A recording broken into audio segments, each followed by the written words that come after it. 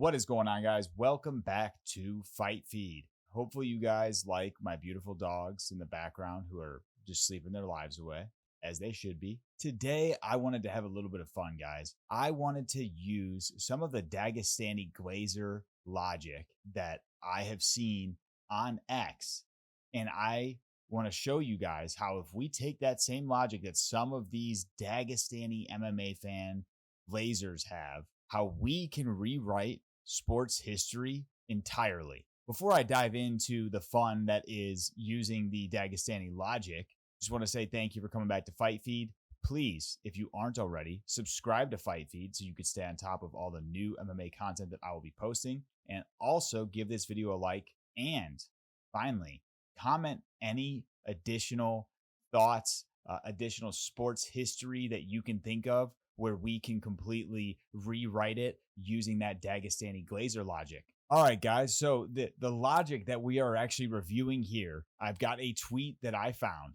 This is someone who tweeted, and this is the epitome of that logic. Merab, before his opponent gets tired from beating his ass for 12 minutes. This is one of the dumbest fucking tweets I've ever read. And the reason why, guys, is because if you can take 2 + 2 to equal 4, then you can also likely understand that the first 12 minutes of a 25-minute fight mean jack fucking shit if you end up losing the other 13 minutes of that same fight. So I absolutely love this type of logic, because if we use this logic, guys, we can change everything that's ever happened in sports. And I'm going to show you why. So let's just take that same logic. Let's just assume, Umar won because he did really good for 12 minutes of 25, not even more than half of the fucking fight. We're going to use that same logic, right? So my first piece of evidence for that logic is the Falcons actually ended up winning that Super Bowl that happened in 2014. They had a crazy lead going into halftime, 21-3. Guess the Falcons win, guys. They are the Super Bowl champs. Let's go take that fucking ring from Tom Brady, I guess. Or how about this one? People forget, man. Ben Askren had more octagon control than Jorge Masvidal for half of the fight that they had back in 2019. I mean, look at it right here. You can just see Ben Askren is holding the control of that octagon for half of this fight. And honestly, if we stop it here, Ben Askren wins, right? Like, we don't have to watch him get KO'd. We'll just stop it right here and let him get the win. Shout out to Ben Askren, by the way. I'm glad that he is on the up and up. Or how about this one, guys? Golden State Warriors ended up winning the finals in 2016 when they had a 3-1 lead over the Cavaliers. They whooped their ass. I mean, for the first 4 games, the Cavaliers looked like dog shit. They got their asses kicked. The Golden State Warriors won. And here's my last one, guys. Did you know that Tony Ferguson is actually undefeated? He is an undefeated UFC fighter. If you shut every one of his fights off after round 1, Tony Ferguson is undefeated, never been beaten, never went on an 8-fight loss streak. Just shut every fight off at round 1. He dropped Chandler. I mean, come on. He won all of those fights, guys. So, guys, that is my satirical take on this bullshit type of tweet. This is so absolutely ridiculous to me, because this is like, if you had to go look up the word cope in the dictionary, this should be there, because this is like, I hope that most of you will feel the same way I do. What is the fucking point of putting this out there and saying, people forget, man, Merab was getting his ass whooped for 12 minutes when the fight was 25 minutes long. And we all know what happened in those later rounds in this matchup, okay? I've gotten in debates with people. There's so many people that believe Umar won this fight, and I am so sorry if you are one of those people, because it might mean you need to see a therapist. You might need to work some things out. You might need to just become a more educated fan of the sport, because this, guys, he did not fucking win against Merab. Say it with me. Umar did not beat fucking Merab. Umar did not beat Merab. He had one of the best fights against Merab when you compare that to all of the other people who have fallen to Merab. Umar, I think, is definitely number one in like, and I guys, obviously you can go back in time and, Ricky Simone fucking choked out Merab, right? What I'm saying is Umar had the best fight against Merab in this modern Merab era. But don't get that fucking twisted with Merab losing, because Merab did not lose that fight. Like, Umar had early success. That's great. When you go look at the numbers, because this is actually a debate I got in, the numbers are extremely close for this fight. Okay. They were close. But the thing that the numbers don't illustrate is after round 2, Umar looked like he didn't want to be in the cage. Like, he was on the back foot, which he usually is. He's a counter striker for the most part when he's not, shooting takedowns. But he was on the back foot while Merab was advancing, throwing strikes. Merab was playing with this guy. He literally got, he got 7 takedowns. He broke the UFC record for, most takedowns landed in the UFC on Umar, which is a huge feather in the cap of Merab. But not only that, if you look at the whole course of the fight, Umar only got 2 takedowns, whereas Merab got 7. So Merab tripled the amount of takedowns that Umar got. And on top of that, he landed more strikes overall. And the thing is, people are saying, oh, well, Umar, if you go round by, you can't do it by the whole fight. You got to go round by round. And Umar landed more. He landed 3 more strikes in this round and 2 in this round. Okay, that's fine. But just because he landed more strikes, it doesn't actually mean he landed more damage. We all saw the thud and the damaging strikes that Merab was landing on Umar. And then not even just to hone in on the point, but he gets these takedowns where he throws Umar down, and instead of like chasing him, he pulls a Nate Diaz and he's fucking taunting. He's doing the fucking hands up. Don't want to hit my mic. Sorry. But like, he's just taunting him, and Umar could do nothing about it. And so, guys, like, I give a lot of respect to Umar because this was a wonderful fight, but let's not sit here and play this game of, well, if you only watch the first 12 minutes, Umar won. Like, that, guys, that's not how the fucking sport works. Okay. It's just not how it works. Umar had success. He did not win.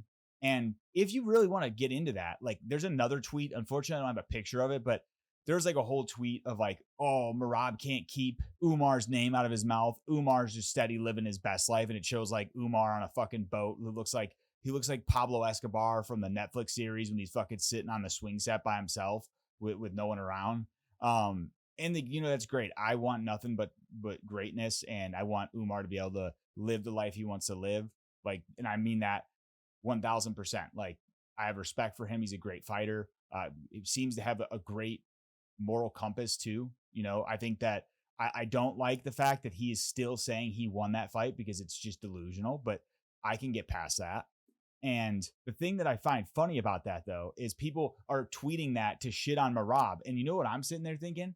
That's great. Umar is living his best life. Why isn't he fighting? Like, he's now just getting a fight in this weekend, actually tomorrow, but it took that long. And between that time, Merab has now defended his belt twice, and he's already scheduled for another fucking defense that's going to happen in December. Now, if he wins, of course, because, you cannot count Peter Yan out.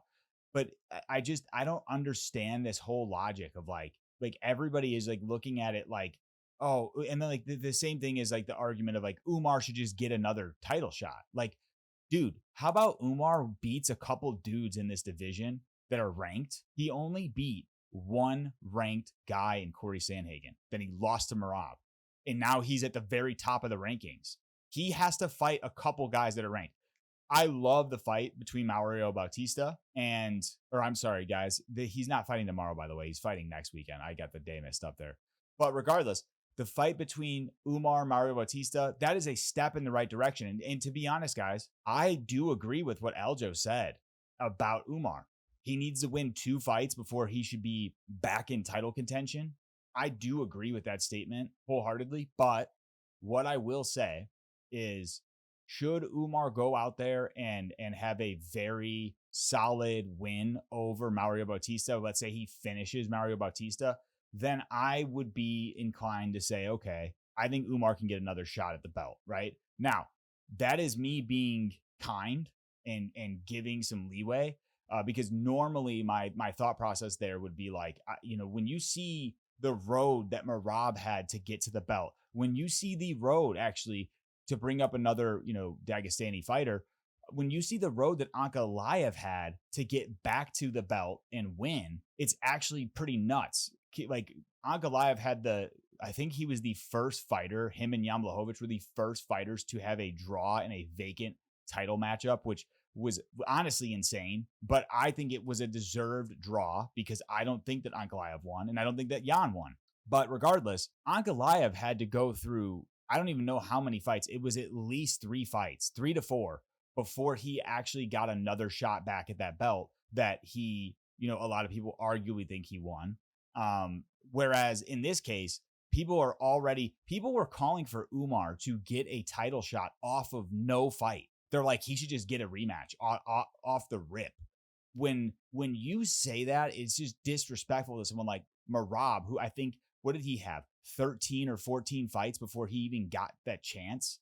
Or maybe it was like 10. It was a crazy amount of fights that Merab had to go through to get to the belt. Okay. So when Merab says you have to be man first, I totally agree with him. And I think that Umar should have to fight other rising contenders before he just gets gifted a title shot. He won against Corey Sandhagen, great win for him, and got his way into a title shot that way. He lost that title shot, and now it's back to square one. Let's get a win over Mario, which, guys, I got to say, I got to rep Arizona. I got to rep my guy, Mario Bautista. He's fighting out of MMA Lab. He lives not too far away from where I stay. I'm rooting for Mario Bautista. Now, I haven't made an official pick for that fight, but I am definitely probably leaning Umar in terms of just him being able to get the win. Now, it's going to be one of those that if I go that route, picking Umar, I'll be rooting for Mario. And not because I don't like Umar. It's because, guys, in America, we have an issue with supporting our own. And in this case, as long as it's not someone I just fucking despise, there are not many fighters that I do despise, but I got to root for my guy, Mario Bautista. He's an American. He lives in the same city that I live in. So I'm going to be rooting for him to get that W. And I hope my pick's wrong. But if Umar can get it done, like I said, if he finishes him, sure, I'm open to him welcoming, or I'm open to the UFC welcoming another title shot for Umar. Now, if it is just kind of like a drag him out decision, I think he's got to fight another guy. Like, that's just my opinion. I feel like these guys, a lot of people are getting gifted title shots, and I don't necessarily appreciate that. But nonetheless, guys, I do think that if this win happens for Umar, that he will likely just be penciled in for that title shot, because when you look at Bantamweight, who else outside of Petr Yan is even up there that could argue for a title shot against Merab? Because O'Malley's not getting another one, probably ever. And then let's take a look. You got O'Malley out, and then Corey Sandhagen was at the top of the division. Now he's back out. He just got a win, but it was pretty lackluster, like against Montel Jackson, a split decision. So he's definitely not getting a title shot. So basically, like, if Umar gets this done, guys, he is that dude that's probably going to get the next one against Merab. But technically speaking, if Pantoja has a killer performance against Joshua Van and wins, that could be the next one. And honestly, if we're talking merit, Pantoja's already earned that right to go and try to fight Merab, in my opinion. So if he gets a win over Josh Van, I would welcome that as another matchup. But regardless, Umar's right there, guys. Like, if he gets this win over Mario Bautista, maybe this Pantoja thing pans out, Pantoja, and then Umar can either fight one more guy, maybe not, maybe just sit, because knowing Merab, this dude's going to want to fucking fight again in goddamn February or March. So regardless, like, it would work out nicely for Umar where he could sit out for another 6 months after this and, get a title shot potentially. We shall see what happens, but I did just want to have a little bit of fun and poke at that Dagestani fan logic, not poking at Dagestanis, and poking at the fans of these fighters and the logic that they're spewing or lack thereof on these different social media platforms. Let me know what you guys think in the comments. Make sure to give this video a like, and please subscribe to Fight Feed if you aren't. Please do it. I'll see y'all in the next one.